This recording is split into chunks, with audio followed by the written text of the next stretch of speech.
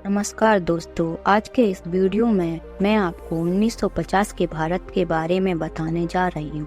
दोस्तों, वीडियो आगे बढ़े इससे पहले आप अगर चैनल पर नए हो तो चैनल को सब्सक्राइब करें, वीडियो को लाइक करें और कमेंट करके जरूर बताएं दोस्तों कि आपको वीडियो देखकर कैसा लगा। क्या आपने कभी सोचा है आपके खुद के दादा परदादा ने अपनी आँखों से अंग्रेजों को भारत पर अत्याचार करते हुए देखा हुआ, या हम कह सकते हैं कि उनका जन्म भी गुलाम भारत में हुआ होगा। और आज जिस घर या शहर में हम रहते हैं, कभी किसी दौर में वहाँ अंग्रेज भी आए होंगे, और आज जहाँ आपका घर है वहाँ कभी एक झुग्गी रही होगी या फिर जंगल होगा। दोस्तों, आज हम बात करेंगे आज से लगभग 70 साल पहले के भारत के ग्रामीण जीवन के बारे में कि आखिर कैसा होगा 1950 का भारत। 1950 में लोग गरीबी की जिंदगी जी रहे थे और उनका जीवन कितना मुश्किल था, वह महंगाई और दंगों का सामना कैसे कर रहे होंगे। तो चलिए चलते हैं 1950 के दशक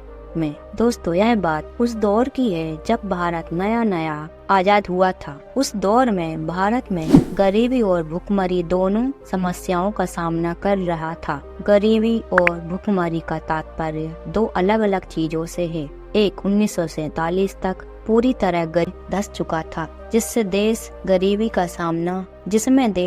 का सामना कर रहा था, और भुखमरी यानी लोग दंगों और बंटवारे के कारण भूखे मर रहे थे। सरकारों के बस में जो था वह कर रही थी, लेकिन बंटवारे के कारण देश का बहुत बुरा हाल था, खासकर ग्रामीण जीवन पर। 1950 के दशक में ग्रामीण जीवन की धज्जियां उड़ चुकी थी। किसानों के पास खेती करने के लिए लागत नहीं थी और युवाओं के पास नौकरियां नहीं थी। शिक्षा गांव में उपलब्ध नहीं थी। आप आज जिस गांव में रहते हो तो किसी पुराने आदमी से पूछना कि उनके गांव में आज से 50 साल पहले तक स्कूल कौन सी क्लास तक था। जहां तक होगा लोगों का जवाब यही मिलेगा कि सिर्फ 5वीं तक।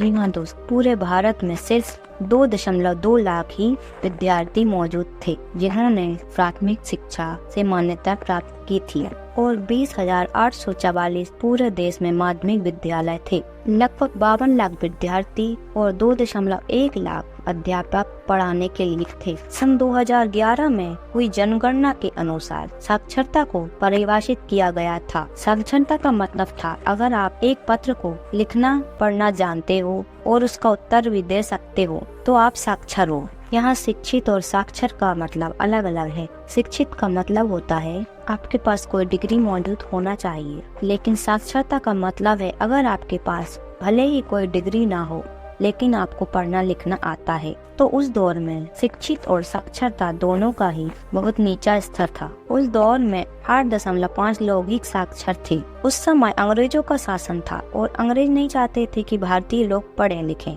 अंग्रेज सिर्फ इतना ही चाहते थे कि लोग सिर्फ इतना पढ़े कि सिर्फ उनके काम कर सके। दोस्तों, 70 साल पहले शिक्षा की बहुत बुरी हालत। पूरे देश सिर्फ 27 विश्वविद्यालय, 498 कॉलेज थे। 1950 में दोस्तों भारत की जनसंख्या आज से आधी थी। लगभग 86 करोड़ जनसंख्या थी उस समय। दोस्तों, उस दौर में अगर आबादी कम थी इसका मतलब ये नहीं था कि उस समय महंगाई भी कम है। 1950 में महंगाई दर 2% थी, लेकिन 1962 में चीन और फिर 1965 में पाकिस्तान से युद्ध के कारण उस समय महंगाई दर अपनी चरम सीमा पर पहुंच चुकी थी। कीमतों के दाम लोगों की पहुंच से बाहर होते जा रहे थे। एक वक्त तो ऐसा आया था कि महंगाई दर 20% से भी ऊपर निकल गई थी। बाद में सरकार द्वारा बनाई गई नई नेशन और औद्योगिकरण में बदलाव के कारण महंगाई स्थिर हुई। 1905 के आसपास 1 किलो गेहूं की कीमत 26 पैसे हुआ करती थी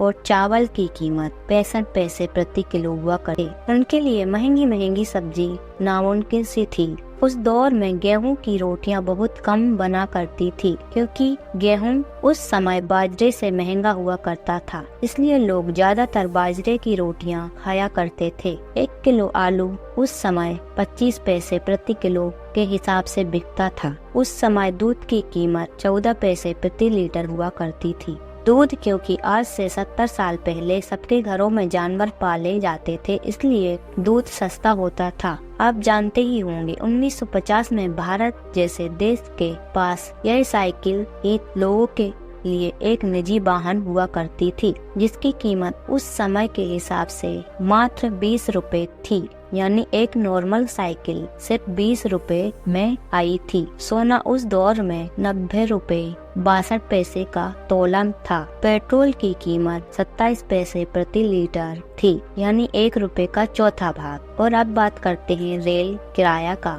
दिल्ली से मुंबई तक का फर्स्ट क्लास का किराया मात्र 123 रुपया हुआ करता था। दोस्तों, 1950 की ये जानकारी आपको कैसी लगी? आप अपने घर में अपने बड़े बुजुर्ग दादा परदादा हों अगर, तो उनसे जानकारी प्राप्त करें और हमें बताएं आपको वीडियो कैसा लगा।